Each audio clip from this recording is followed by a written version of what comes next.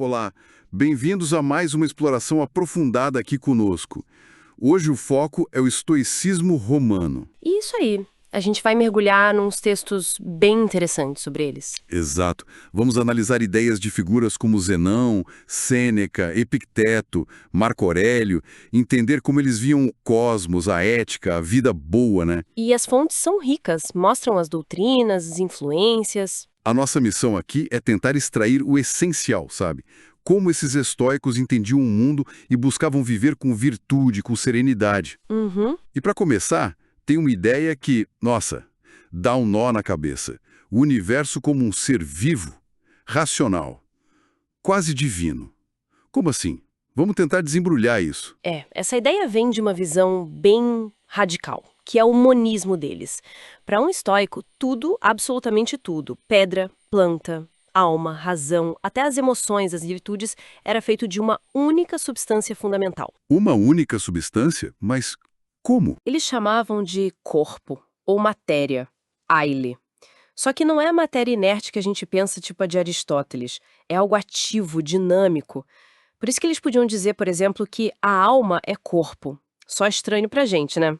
Totalmente. Quer dizer, não tinha essa divisão clara entre matéria e espírito para eles. Essa substância única era a base de tudo mesmo. Exatamente. É a base de tudo. E Deus, ou o Logos, a razão universal, entra aí como o princípio ativo, a alma desse corpo cósmico. Ah, entendi. Então não é bem panteísmo, tipo, tudo é Deus. Não exatamente. A relação é mais como a da nossa alma com o nosso corpo, sabe? O Logos organiza, permeia essa substância única, o universo.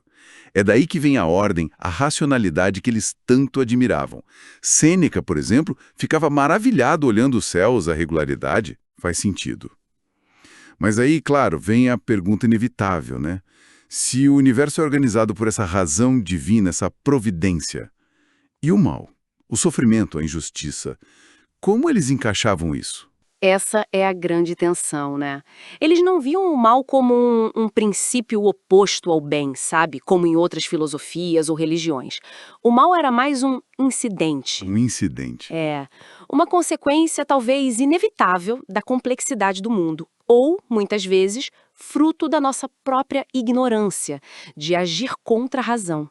O interessante é que Crísipo, um dos grandes nomes, chegou a sugerir que a própria natureza das coisas impõe limites, Limites. até para a divindade. Pois é. Uma necessidade natural que nem a providência poderia ignorar totalmente.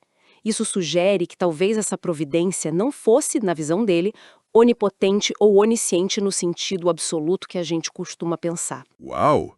Isso é uma reviravolta e tanto. A ideia de uma divindade com limites. E como isso tudo se conecta com a ética deles, com o jeito de viver. Conecta totalmente.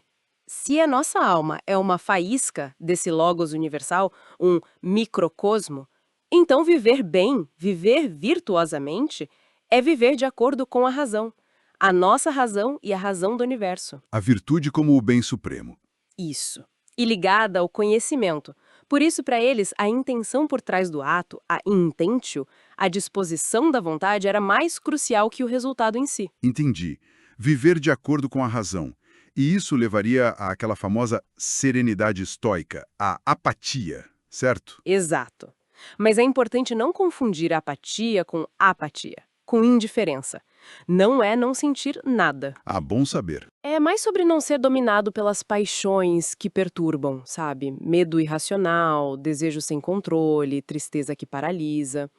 É uma tranquilidade que vem do autodomínio, de entender o que depende de nós e o que não depende. E eles tinham espaço para emoções boas. Sim, eles chamavam de eupateiai, as boas afeições. Emoções racionais, como a cautela em vez do medo, a vontade direcionada ao bem em vez do desejo cego e uma alegria serena. Interessante. E essa filosofia toda voltada para dentro. Como ficava a vida social? Eles pregavam isolamento? Não, pelo contrário. Apesar do foco no autodomínio, eles viam o ser humano como naturalmente social. Viver de acordo com a natureza incluía participar da vida cívica, casar, ter filhos, cumprir os deveres sociais. E aquela história da igualdade entre homens e mulheres. Sim, especialmente nos primeiros estoicos, havia essa noção de que homens e mulheres eram igualmente capazes de virtude, agentes morais. Aquela ideia mais polêmica de dizer não sobre mulheres em comum talvez fosse mais uma crítica social às convenções da época do que uma proposta literal, né? É bem complexo. É, surpreendente para a época. E a religiosidade no dia a dia, tipo oração? A oração estoica era diferente. Não era para pedir coisas para mudar o destino.